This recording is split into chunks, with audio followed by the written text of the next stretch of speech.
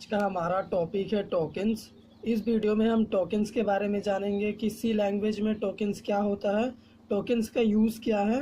ये बहुत ही इम्पोर्टेंट है क्योंकि हम टोकन्स के बिना कोई भी प्रोग्राम नहीं बना सकते। उसके बाद हम टोकन्स के क्या टाइप्स होते हैं उसके बारे में डिस्कस करेंगे। तो सबसे पहले जान लेते हैं टोकन्स क्या होता है। तो tokens smallest unit of program होता है, यानी किसी भी प्रोग्राम का स्मॉलेस्ट यूनिट होता है।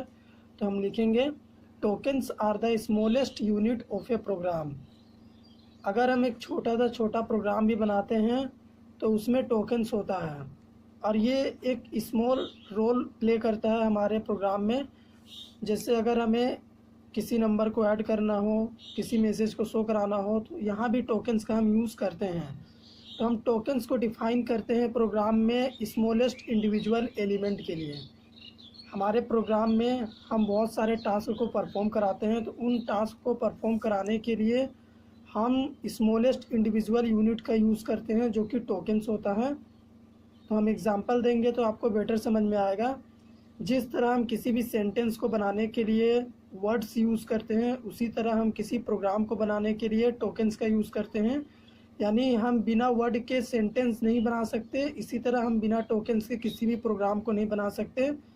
तो टोकन्स की क्या क्या क्लासिफिकेशन है, चलिए अब हम आपको क्लासिफिकेशंस बताते हैं कि टोकन्स को कितने भाग में बांटा गया है।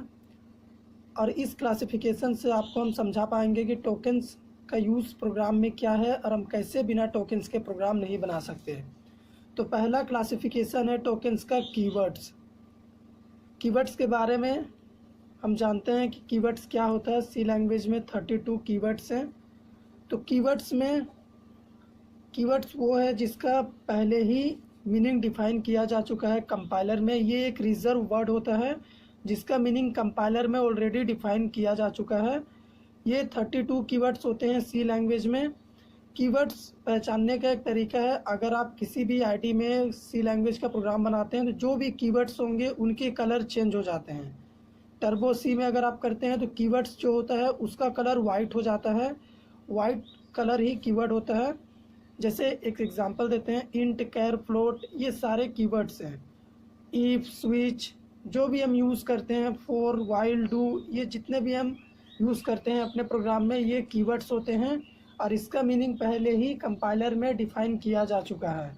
हम कीवर्ड का यूज़ अपने पर्सनल यूज़ के लिए नहीं कर सकते, यानी जिस कीवर्ड का जो काम है वो उसी काम को करेगा, क्योंकि इसका मीनिंग पहले ही डिफ़ाइन किया जा चुका है। इसीलिए हम इसे पर्सनल यूज़ के लिए यूज़ नहीं कर सकते। सेकेंड टोकन्स आता है हमारा सेकेंड क्लासिफिकेशन में आइडेंटिफायर। आइडेंटिफायर क्या होता है? आइडेंटिफायर जो होता है वो नेम होता है जो कि किसी भी वेरिएबल या फंक्शन को आइडेंटिटी करने के लिए होता है, पहचानने के लिए होता है। एग्जांपल देते हैं, अगर हमारे प्रोग्राम में हम लिखते हैं इंट ए, तो ए यहाँ पे आइडेंटिफायर होगा। और अगर इसे प्रिंट कराने के लिए हम प्रोग्राम में मेन फंक्शन भी लिखेंगे, मेन फंक्शन भी एक आइडेंटिफायर होगा। यानी आइडेंटिफायर में variable, function, user defined data type, ये सारे चीज़ आइडेंटिफायर में आते हैं। अब हमारा थर्ड क्लासिफिकेशन होता है स्ट्रिंग। स्ट्रिंग क्या होता है? String one dimensional character of array होता है। इसके बारे में हमने आपको पहले बताया है।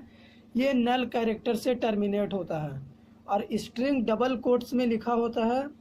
जो भी मैसेज डबल कोट्स में होता है उसे हम स्ट्रिंग कहते हैं और इसका लेंथ 6 है। यहाँ पे स्ट्रिंग का लेंथ आपको 5 दिखेगा, लेकिन स्ट्रिंग का लास्ट कैरेक्टर नल होता है जहाँ ये टर्मिनेट होता है। तो इसका लेंथ अगर आप फाइंड करते हैं तो ये 6 बताएगा, क्योंकि ये नल कैरेक्टर से टर्मिनेट होता है। उसके बाद आता है हमारा टोकन्स का फोर्थ क्लासिफिकेशन में ऑपरेटर्स।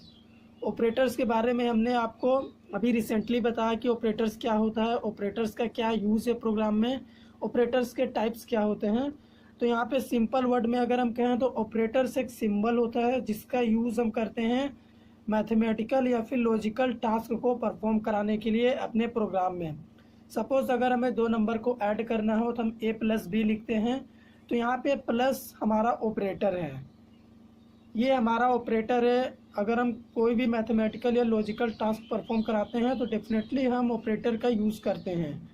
तो अगर हम इन क्लासिफिकेशंस को मिला दें, जैसे ए प्लस बी में, तो ए हमारा हो गया आइडेंटिफायर, प्लस हो गया हमारा ऑपरेटर, और इससे अगर हम प्रिंट कराते हैं तो जो फंक्शन हम यूज़ करेंगे वो हमारा हो जाएगा, ये भी आइडेंटिफायर होगा, क्योंकि आइडेंटिफायर में वेरिएबल नेम, फंक्शन या फिर यूज़र डिफाइंड डेटा ये सब आ जाते हैं।